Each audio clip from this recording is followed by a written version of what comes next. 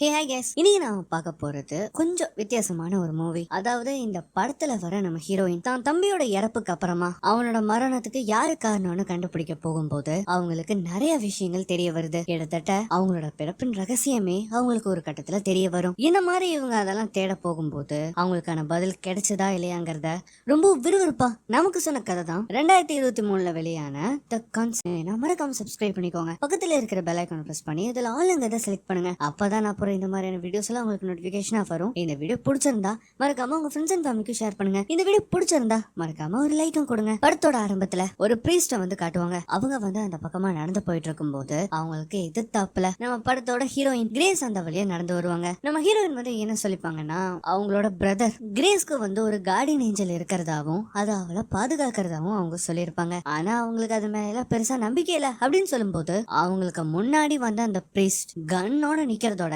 அப்படியே கட் பண்றாங்க. இப்ப அதுக்கப்புறமா ஹாஸ்பிட்டல்ல நம்ம கிரேஸ காட்டுறாங்க. அவங்க வந்து பார்த்தா ஒரு ஐ டாக்டர். அவங்க ஒரு பேஷண்ட்க்கு வந்து ஐயை செக் பண்ணி பார்க்கும்போது அவங்களுக்கு ஒரு பிரச்சனை இருக்கிறத அவங்க கண்டுபிடிக்கிறாங்க. அதனாலேயே அவங்களோட ஃப்ரெண்டு கிட்ட சொல்லி அவங்களுக்கு இலவசமா ஆபரேஷன் பண்ண ஏற்பாடும் பண்றாங்க. அண்ட் இந்த ஆபரேஷனை பத்தி அவங்களோட ஃப்ரெண்ட் ஜான் கிட்ட இதை பத்தி பேசுவாங்க. ஜானும் கிரேஸும் ரொம்ப வருஷமா ஒரு நல்ல ஃப்ரெண்ட்ஸா இருக்காங்க. நம்ம ஹீரோயின் அப்படி கேட்கும் போது ஜான் அதுக்கு சரிங்கிறாரு. அண்ட் இவங்க வீட்டுக்கு வந்த உடனே ஜான் கிட்ட இந்த மாதிரி அப்ரூவல் வாங்கிட்டாங்க இல்லையா, அதை பத்தி அந்த பேஷண்ட்க்கு ஒரு மெயில் அனுப்பிட்டு இருப்பாங்க. இப்படி இவங்க விறுவிறுப்பா மெயில வந்து அனுப்பிட்டு இருக்கும் போது திடீர்னு அங்க பவர் கட் ஆயிரும். என்னடா அது அப்படின்னு எந்திரிச்சு போய் பார்த்தா அங்க பெருசா யாரும் இல்ல. அங்க எப்பவும் போல கரண்ட் போயிருக்கிற மாதிரி தான் இருக்கு. ஆனா அவங்க ஹால்ல இருக்கிற ஒரு மிரர்ல கிரேஸும் அவங்களோட தம்பியும் எடுத்த ஒரு போட்டோ ஒண்ணு இருக்கும். அந்த போட்டோல ரத்தக்கரை இருக்கிறத அவங்க பாக்குறாங்க. இவங்க அதை தொட்டு பார்த்துட்டு சரி அது ஒண்ணும் இருக்காது போல அப்படின்னு சொல்லி அங்க இருந்து போகலாம் அப்படின்னு பார்க்கும்போது அந்த கண்ணாடியில ஒரு உருவம் தெரியும். இவங்களும் திரும்பி பாக்குறாங்க. பார்த்தா அங்க யாருமே இல்ல. அப்படிங்க யாராவது இருப்பாங்களோ அப்படின்னு சொல்லி இவங்க தேடிட்டு இருக்கும் போது அந்த சமயத்துல அவங்களுக்கு ஒரு போன் கால் வரும். அதுவும் எங்க இருந்து வந்து பார்த்தா ஸ்காட்லாண்ட்ல இருந்து வந்திருக்கு. அவங்க அப்படி என்ன சொல்றாங்கன்னா, அங்க இருக்கிற ஒரு கான்வென்ட்ல உங்க பிரதரோட பாடி எங்களுக்கு கிடைச்சிருக்கு அப்படிங்கிற ஒரு விஷயத்த அவங்க சொல்லுவாங்க. இந்த விஷயத்த கேட்ட உடனே அவங்க ஒரு மாதிரி நில குலைஞ்சு போயிடுறாங்க. தன் தம்பியோட பாடியை வாங்குறதுக்காக உடனே அவங்க ஸ்காட்லாண்டுக்கு புறப்படுறாங்க. அந்த மாதிரி அவங்க பயணம் பண்ணி ஒரு வழியா அங்க இருக்கிற ஒரு லோக்கல் போலீஸ் ஸ்டேஷனுக்கு வராங்க. இதோ இவர் இருக்காரு இல்லையா, இவர் பேரு வந்து டிசிஐ ஹாரிஸ். இவர் தான் அவங்க தம்பியோட கேஸ் ரிப்போர்ட்ஸ் எல்லாத்தையுமே வச்சிருக்கிறது. ஆனா இவங்களுக்கு வந்து ஒரு பிரச்சனை என்னன்னா, இந்த இறப்பு ஒரு மர்டரா இல்ல சூசைடான்னு இவங்களுக்கு தெரியாது. அதை எக்ஸாமின் பண்றதுக்காக போஸ்ட்மார்ட்டம் ரிப்போர்ட்காக இவங்க வெயிட் பண்ணிட்டு இருப்பாங்க. ஆனா நம்ம ஹீரோயின் தான் தம்பியோட பாடியை போய் பார்த்தாகணும் அப்படின்னு சொல்றதுனால அவர் என்ன பண்றாருன்னா அந்த டெட் பாடி இருக்கிற இடத்துக்கு கூட்டிட்டு போறாங்க. இப்ப இந்த கேஸ்ல வந்து ஒரு சிக்கல் இருக்கும். அதாவது ஃபாதர் கேரோல் அப்படிங்கிறவரு ரோம்ல இருந்து இந்த கான்வென்ட்டை சுத்தி பார்க்கறதுக்காக வந்திருப்பாரு. ஆனா இவர் வந்து அந்த ராத்திரியே சாப்பல்ல கொல்லப்பட்டிருப்பாரு. இவர் இறந்ததுக்கு அப்புறமா அங்கிருந்து கொஞ்சம் தூரம் தள்ளி ஒரு பழைய சர்ச் கிட்ட தான் நம்ம ஹீரோயினோட பிரதரோட டெட் பாடி கிடைச்சிருக்கும். அவன் பேரு வந்து மைக்கேல். இதெல்லாம் கனெக்ட் பண்ணி இவங்க என்ன சொல்ல வராங்கன்னா, ஃபர்ஸ்ட் மைக்கேல் ஃபாதர் கேரோல கொலை பண்ணிட்டு அதுக்கப்புறமா இவர் தற்கொலை பண்ணிருப்பாரு அப்படின்னு நினைக்கிறாங்க அப்படின்னு ஹாரிஸ் சொல்றாரு. அது மட்டும் இல்லாம இங்க நிறைய மர்மங்களும் நடக்குது. அதாவது சில வாரங்களுக்கு முன்னாடி ஒரு நன் டெவில பார்த்ததா சொல்லியிருப்பாங்க. அந்த டெவில் என்ன பண்ணிருக்கோம்னா அவங்களோட ஒரு கண்ணையே பிடிங்க எடுத்திருக்கோம். இவங்க இந்த மாதிரி பேசிக்கிட்டே அந்த கான்வென்ட்டுக்கு வரும்போது தான் காட்டுறாங்க, அந்த கண் போன நன் வேற யாரும் இல்ல, இவங்க தான். இவங்க ரெண்டு பேரும் காரை விட்டு வெளியில இறங்கின உடனே மதர் சுப்பீரியர் இவங்கள வரவேற்கிறாங்க. இவங்க கிட்டத்தட்ட இந்த இடத்தோட ஹெட் மாதிரி. மதர் சுப்பீரியர் வந்து நம்ம கிரேஸ பார்த்து என்ன சொல்லுவாங்கன்னா, மைக்கேல் இறக்கறதுக்கு முன்னாடி எங்களை பொறுத்த வரைக்கும் எங்க எல்லாராலையும் விரும்பப்பட்ட வந்தா அவன் ஃபாதர் கேரோல அவன் கொல்லல, அது அந்த டெவில் தான் பண்ணுச்சு. அதை தடுக்க போன இடத்துல தான் உன் தம்பி இறந்துட்டானோ அவங்க சொல்றாங்க. அதனாலதான் அவன் தற்கொலை பண்ணிட்டான் அப்படிங்கறத அவங்க சொல்றாங்க. அப்படின்னா மைக்கேல் தற்கொலை பண்ணிக்கிட்டத நீங்க பாத்தீங்களா? நான் நேரா பாக்கல, ஆனா அப்படின்னு வாய் எடுக்கும் போது கொஞ்சம் தெளிவா சொல்லுங்க அப்படின்னு அவங்க கோவப்படுறாங்க. போலீஸ் ஆபீசர் அவங்களை சமாதானப்படுத்தும் போது தான் பிரதரை கொன்ன இடத்த வந்து காட்டுங்க அப்படின்னு அவங்க கேக்குறாங்க. அதனாலேயே ஹாரிஸும் என்ன பண்றாருன்னா நம்ம கிரேஸ அந்த இடத்துக்கு கூட்டிட்டு போறாரு. அண்ட் அந்த இடத்த பார்க்கவே கொஞ்சம் வித்தியாசமா இருக்கு. அது மட்டும் இல்லாம அவர் என்ன சொல்றாருன்னா அவரோட பாடி இந்த இடத்துக்கு கீழே தான் கிடைச்சது அப்படிங்கறத அவங்க சொல்றாங்க. நம்ம ஹீரோயினா அப்படி எட்டி பார்க்கும் போது அந்த இடம் ரொம்ப உயரமா இருக்கிறத அவங்க கவனிக்கிறாங்க. அண்ட் அதுக்கப்புறமா மைக்கேலோட டெட் பாடி போஸ்ட்மார்ட்டம் எல்லாம் முடிஞ்சதுக்கு அப்புறமா கிரேஸ பார்க்க அனுமதிக்கிறாங்க. அவங்க வந்து பார்க்கும்போது தான் தம்பி இந்த நிலைமையில இருக்கிறத கவனிச்ச உடனே அவங்க ரொம்ப மனசுடைஞ்சு போயிடுறாங்க. அந்த மாதிரி இவங்க பார்த்துட்டு இருக்கும் போதுதான் கிரேஸ் அப்படின்னு ஒரு குரல் கேட்கும்.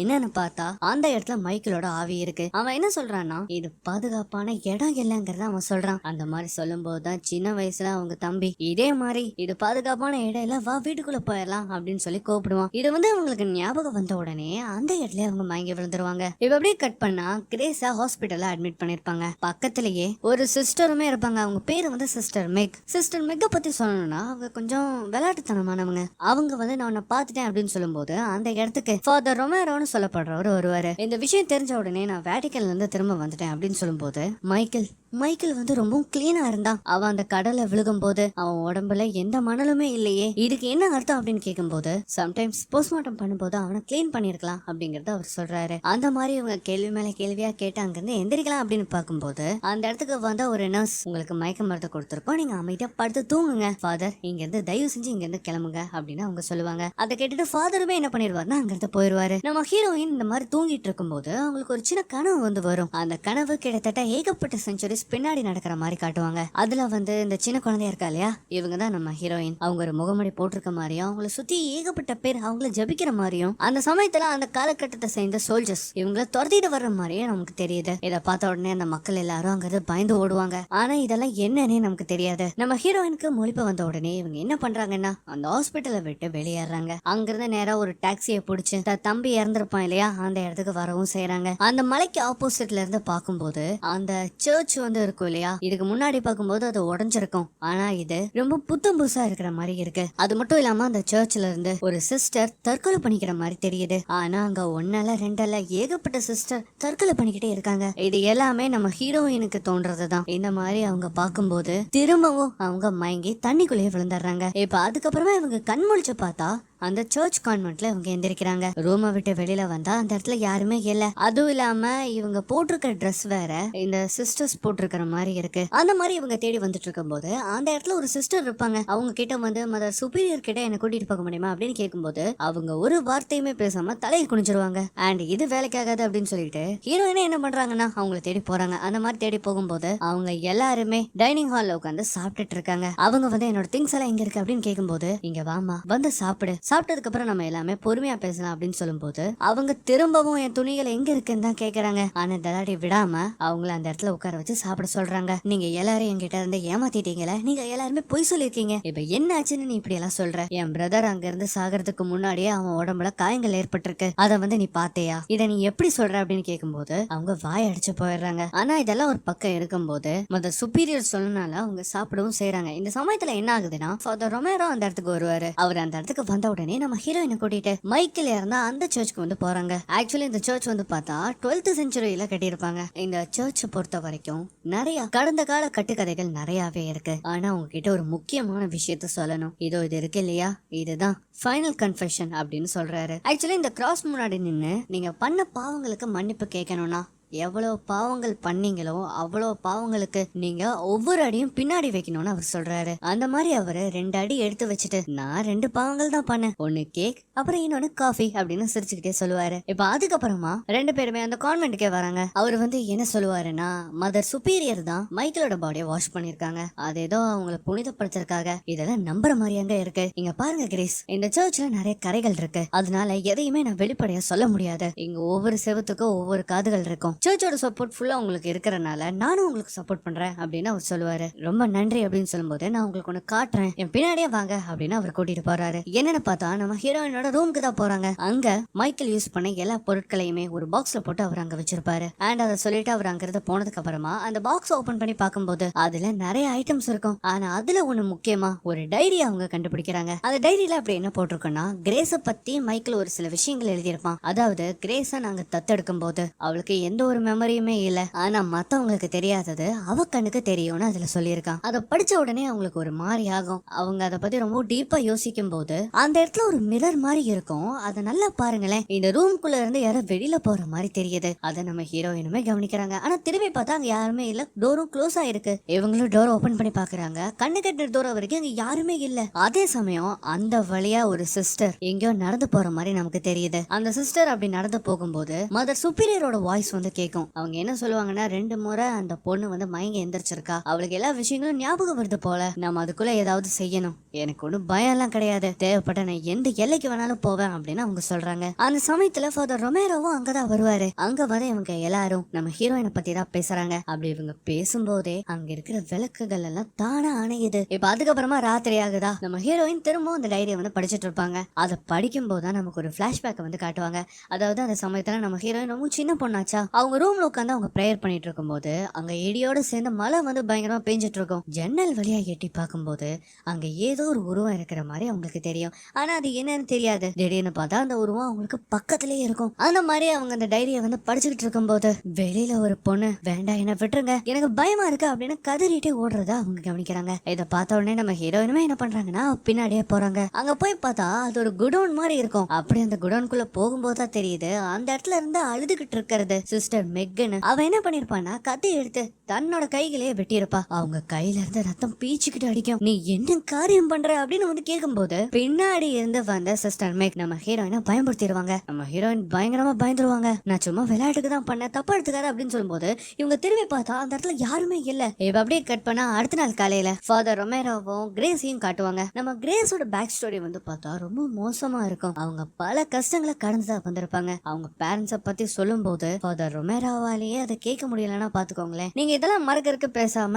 நீங்க டைரி எழுத ஆரம்பிக்கலாமே அப்படின்னு வந்து சொல்லும்போது சரி நான் அதை பண்றேன் அப்படின்னு சொல்லி அவங்களுமே என்ன பண்றாங்கன்னா அவங்க ரூமுக்கு போய் டைரி எழுத ஆரம்பிக்கிறாங்க. அந்த மாதிரி அவங்க டைரி எழுதும் போது நமக்கு ஒரு சின்ன பிளாஷ்பேக் காட்டுவாங்க. அதாவது இப்ப நடந்து வர்றாரு இல்லையா, இவர் தான் நம்ம பசங்களோட அப்பா. அவர் வீட்டுக்குள்ள வந்ததுக்கு அப்புறமா தான் காட்டுறாங்க இந்த 2 பசங்களையுமே அவரு ஒரு கேஜ்ல போட்டு அடைச்சிருப்பாரு. அந்த கேஜ்ல உட்கார்ந்துகிட்டே நம்ம கிரேஸ் வந்து ஒரு லெட்டர் எழுதுவா. அதுவும் அவங்க அம்மாக்காக, அதாவது இந்த சாவியை நீங்க பயன்படுத்துங்க அப்படின்னு சொல்லி அந்த லெட்டருக்குள்ளேயே அந்த சாவியும் வைப்பாங்க. அந்த மாதிரி அதை எழுதுனதுக்கு அப்புறமா அவங்க அப்பாவை கூப்பிட்டு எனக்கு வாஷ்ரூம் போகணும் அப்படின்னு சொல்லி அவ அந்த கேஜை விட்டு வெளியில வரா. ஆக்சுவலி எதுக்காக இந்த மாதிரி கேஜ்ல அடைச்சு வச்சிருக்காங்கன்னா இவங்க எல்லாருமே சபிக்கப்பட்டிருக்காங்க அப்படின்னு நினைச்சுதான் இவர் வந்து கேஜ்ல வந்து போட்டு அடைச்சு வச்சிருப்பாரு. ஏன் அவரோட மனைவியுமே அவரு அடைச்சு வச்சிருப்பாருன்னா பாருங்களேன். அந்த மாதிரி இவங்க வாஷ்ரூமுக்கு போகும்போது அந்த கீய அவங்க அம்மா இருக்கிற இடத்துல அவ தூக்கி வீசுவா. அத அவங்க அம்மா எடுக்கவும் செய்வாங்க. இவங்க மேல வந்த உடனே அந்த அம்மா கேஜ் ஓபன் பண்ணிட்டு அங்கிருந்து தப்பிக்கிறதுக்காக கதை ஓபன் பண்ணும்போது அந்த சத்தம் கேட்டுரும். அவ்வளவுதான். அதை கேட்ட உடனே அந்த ஆளு விரட்டிக்கிட்டு ஓடுவான். இந்த சமயத்துல கிரேஸ் வேக வேகமா கீழே வந்து தன் தம்பியை காப்பாத்தலான்னு அந்த கேஜ் ஓபன் பண்ண ட்ரை பண்ணா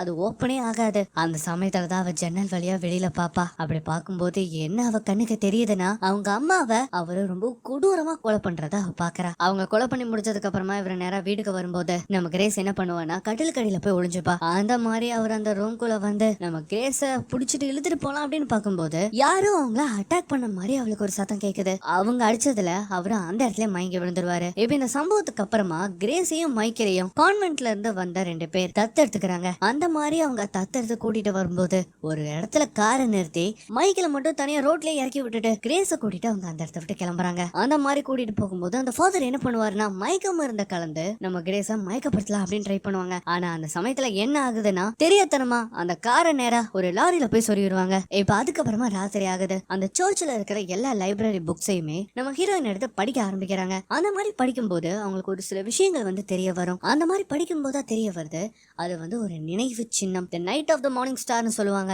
அத வந்து அந்த காலகட்டத்தில இருந்து அதை பாதுகாத்துட்டு வந்துட்டு இருந்தாங்க. அண்ட் அந்த நினைவு சின்னம் ஒரு பொண்ணுக்குள்ள இருக்கிற மாதிரி அவங்க ஃபோர்ஷேடோ பண்ணிருப்பாங்க. அதனாலதான் அந்த காலகட்டத்துல அந்த பொண்ணை தேடி அவ்வளவு பேர் வந்திருப்பாங்க. இவங்க அந்த மாதிரி படிச்சு முடிச்சுட்டு வந்து பார்த்தா அங்க யாருமே இருக்க மாட்டாங்க. சரினா அவங்களும் அவங்க ரூமுக்கு போலாம் அப்படின்னு போயிட்டு இருக்கும் போது இவங்க ஸ்டார்டிங்ல ஒரு ரூமை பார்த்திருப்பாங்களே, அந்த ரூமுக்கு முன்னாடி கூட ஒரு சிஸ்டர் வந்திருப்பாங்க.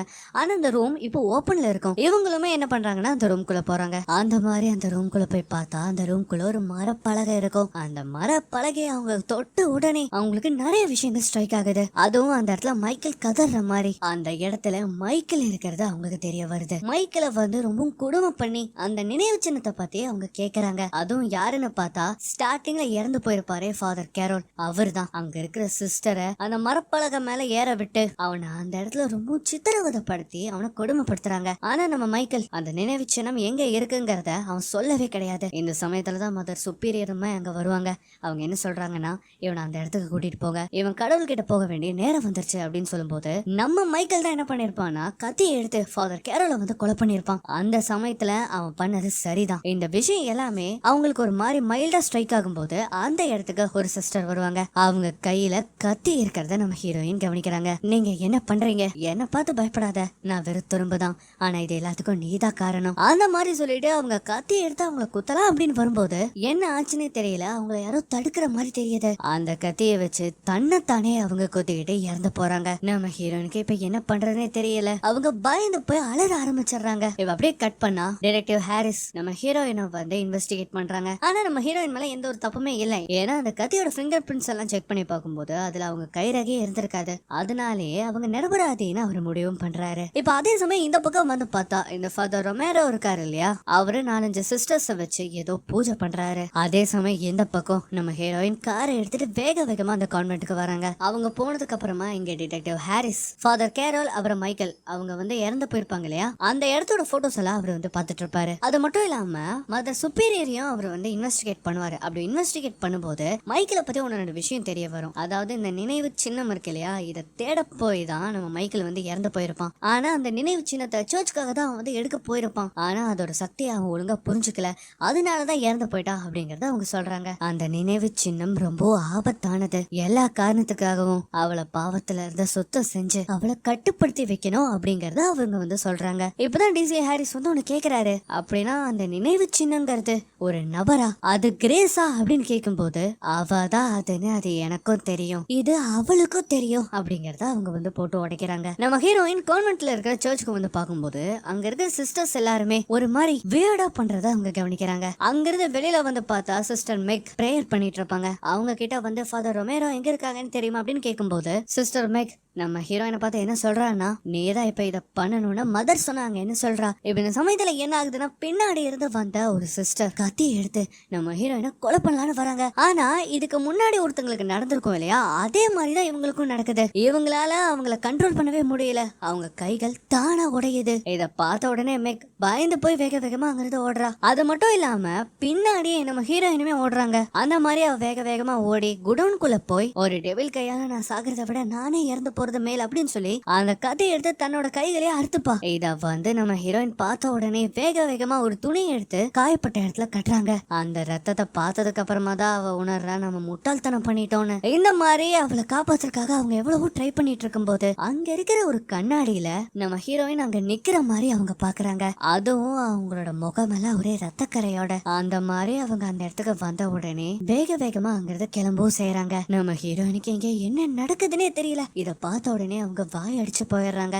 அது மட்டும் இல்லாம இந்த சிஸ்டர் மெக்கும் அந்த இடத்துல இறந்து போறாங்க. சோ இது எல்லாத்தையுமே வச்சு பார்க்கும்போது நம்ம ஹீரோயின் என்ன நினைக்கிறாங்கன்னா, நான் தான் இது எல்லாத்தையுமே செஞ்சேனா அந்த மாதிரி நினைச்சுக்கிட்டு திரும்ப என்ன பண்றாங்கன்னா அந்த கான்வென்ட்ல இருக்கிற சர்ச்சுக்குள்ள போறாங்க. அப்படி அந்த ரத்தக்கரையோட சர்ச்சுக்குள்ள போகும்போது அங்க நிறைய பேர் இவங்களை பார்த்து நிக்கிறாங்க. அவங்களுக்கு நடுவுல ஃபாதர் ரொமேரோவும் இருப்பாரு. கிரேஸ் உனக்கு என்னாச்சு அப்படின்னு ஃபாதர் ரொமேரோ வரும்போது என்கிட்ட யாரும் வராதீங்க, என் அப்பா சொன்னது எல்லாமே சரியாயிருச்சுல, அவர் நினைச்ச மாதிரியே நான் சபிக்கப்பட்டவன், மெக் செத்து போயிட்டா, நான் அதை முன்னாடியே பாத்திருக்கேன், ஆனா என்னால தடுக்க முடியல, என்னை இதுல இருந்து காப்பாற்ற முடியுமா அப்படின்னு கேட்கும் போது முடியும் அப்படின்னு சொல்லுவாரு. இப்போ உடனே அங்க இருக்கிற எல்லா சிஸ்டர்ஸும் சேர்ந்து என்ன பண்றாங்கன்னா நம்ம ஹீரோயினை தூக்கி அவங்க தலையில அந்த துணியை கட்டி மெதுவா அங்க இருக்கிற ஒரு இடத்துக்கு வந்து கூட்டிட்டு போவாங்க. ஆக்சுவலி அது வந்து ஒரு சின்ன டனல் மாதிரி. அதை ஓபன் பண்ணி ஃபாதர் ரொமேரோ என்ன சொல்றாருன்னா, நீ இதுக்குள்ள போ, உன்னோட பாவங்கள் எல்லாத்தையுமே இதுக்குள்ள விட்டுட்டு வந்துரு அப்படின்னு அவர் சொல்லுவாரு. இதை கேட்டுட்டு நம்ம ஹீரோயினுமே என்ன பண்றாங்கன்னா அதுக்குள்ள போறாங்க. ஆனா அதுக்குள்ள போனா ஒரே இருட்டா இருக்கு. அது மட்டும் இல்லாம அங்கிருந்து போறதுக்கு வேற வழியுமே இல்ல. அந்த செவத்துல நிறைய கல்வெட்டுகளையும் அவங்க பாக்குறாங்க. அண்ட் இந்த சமயத்துலதான் வந்து காட்டுறாங்க அந்த காலகட்டத்துல ஒரு பொண்ணு அடிச்சு கூட்டிட்டு போயிருப்பாங்க இல்லையா, அவ வேற யாரும் இல்ல நம்ம கிரேஸ் தான். அவளை இந்த சமாதிக்குள்ள அடிச்சு வச்சிருவாங்க. சோ அந்த காலகட்டத்துல இருந்த நம்ம கிரேஸ் தான் இந்த கல்வெட்டுகள் எல்லாத்தையுமே எழுதியிருக்கா. இந்த விஷயம் தெரிஞ்ச உடனே மேல ஃபாதர் ரொமேரோ இத சீல் வைங்க அப்படின்னு சொல்லும்போது எல்லாருமே அந்த டோரை வந்து க்ளோஸ் பண்றாங்க. அந்த மாதிரி க்ளோஸ் பண்ணிட்டு இருக்கும்போது இப்ப என்ன ஆகுதுன்னா மேல இருக்கிற ஒரு சிலுவை பறந்து வந்து ஃபாதர் ரொமேரோட முதுகலையே சொருகுது. அது மட்டும் இல்லாம இங்க நம்ம ஹீரோயின் அந்த இடத்துல இருந்து வெளியும் வராங்க. என்ன மன்னிக்கிறேன்னு சொன்னீங்களே, இதுதான் உங்களோட மன்னிப்பா, என்ன அடிச்சு வச்சு கொலை பண்றதா உங்களோட மன்னிப்பா அப்படின்னு கேட்கும் போது மனிதனோட பாவங்களுக்காக தான் இறைவன் இறந்து போனாரு, ஒரு தேவதையோட பாவத்துக்காக கிடையாது, வெளிச்சத்தை நிரூபிக்கிற இருளே நீதான், அதனாலதான் உனக்கு கடவுளையே பிடிக்கல, அதனாலதான் உன்னோட தம்பியை விட்டு நீ பிரிஞ்ச, உண்மையிலேயே அவன் தான் மன்னிப்பு கேட்கணும், அவன் தான் மன்னிப்பு கேட்கணும் அப்படின்னு சொல்லும்போது நம்ம ஹீரோயின் வேக வேகமா அங்கிருந்து ஓடுறாங்க. அண்ட் இந்த சமயத்துல என்ன ஆகுதுன்னா டிசே ஹாரிஸ் இருப்பாரு இல்லையா, அவர் இந்த சர்ச்சுக்கு வருவாரு.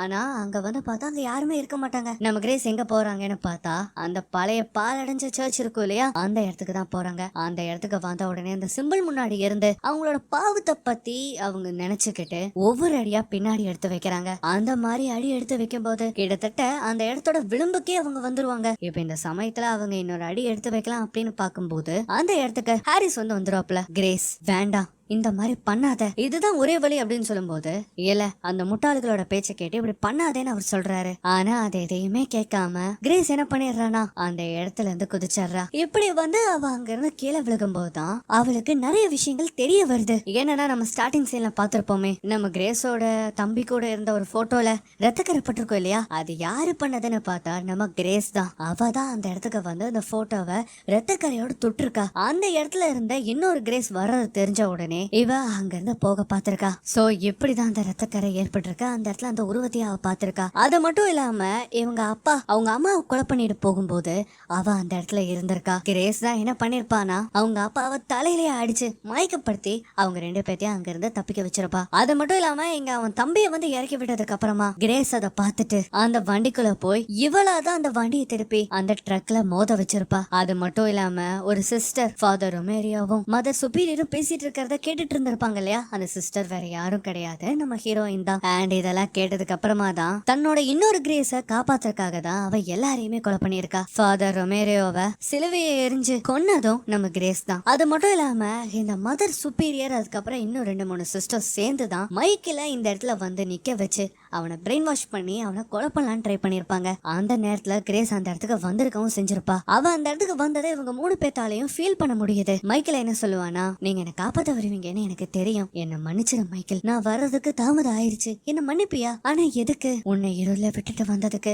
நான் யாருங்கிறத உன்கிட்ட இருந்து மறைச்சதுக்கு, நீதான் இப்ப வந்துட்டல, எனக்கு ரொம்ப சந்தோஷம், சந்தோஷமா இவன் உயிரை விடுறேன் அப்படின்னு சொல்லிட்டு அவனுமே என்ன பண்ணிருப்பானா அங்க இருந்து குதிச்சிருப்பான். சோ இப்படிதான் மைக்கேல் வந்து இறந்து போயிருப்பான். அண்ட் இந்த விஷயம் எல்லாம் தெரிஞ்ச உடனே இப்பதான் நம்ம ஹீரோயினுக்கு நிம்மதியா இருக்கு. நிம்மதியா அவங்க அந்த பள்ளத்தாக்குல விழுகுறாங்க. டிடெக்டிவ் ஹாரிஸால எதுவுமே பண்ணிருக்க முடியாது. இப்ப அப்படியே கட் பண்ணா இந்த பக்கம் மதர் சுப்பீரியரை டிடெக்டிவ் ஹாரிஸ் தான் கொண்டு போய் கான்வென்ட்ல இறக்கி விடுவாரு. அந்த மாதிரி இறக்கி விடும்போது அவங்க என்ன கேக்குறாங்கன்னா, நீங்க என்ன நினைச்சிட்டு இருக்கீங்க, கிரேஸ் மாதிரி ஒரு பொண்ணை தற்கொலை பண்ண வைக்கிறதுக்கு தூண்டுற அளவுக்கு நீங்க அப்படி என்ன பண்ணீங்கன்னு அவர் கேட்கும்போது கிரேஸ் இன்னும் சாகல அப்படின்னு அவங்க சொல்றாங்க. நம்ம டிடெக்டிவ்க்கு ஒண்ணுமே புரியல. அண்ட் இந்த சமயத்துல தான் காட்டுறாங்க நம்ம கிரேஸும் ஜானும் ஒரு ரெஸ்டாரண்ட்ல உட்காந்து ட்ரிங்க்ஸ் சாப்பிடுறாங்க. அந்த மாதிரி இவங்க பேசிட்டு இருக்கும்போது ஜான் கேக்குறாரு, இப்போ உன்னோட தெரப்பி எல்லாம் எப்படி போயிட்டு இருக்கு, ரொம்ப நாளா உன்னை ஆளையே காணாமே, அது மட்டும் இல்லாம நடந்ததெல்லாம் நான் கேள்விப்பட்டேன், உனக்கு இந்த கவுன்சிலிங் கொடுக்கறதெல்லாம் ஒரு செட் ஆகுதா அப்படின்னு கேட்கும்போது வேற வழி இல்ல இல்லையா, கவுன்சிலிங் எல்லாம் எடுத்துக்கிட்டு ஆகணும். அண்ட் நீ சொன்னியே ஒரு பேஷண்ட் அவங்களுக்கு ஐ செக்அப் பண்ணோன்னு, ஆமா நீ செக் பண்ணியா? நான் அவங்க செக் பண்ணி பார்க்கும்போது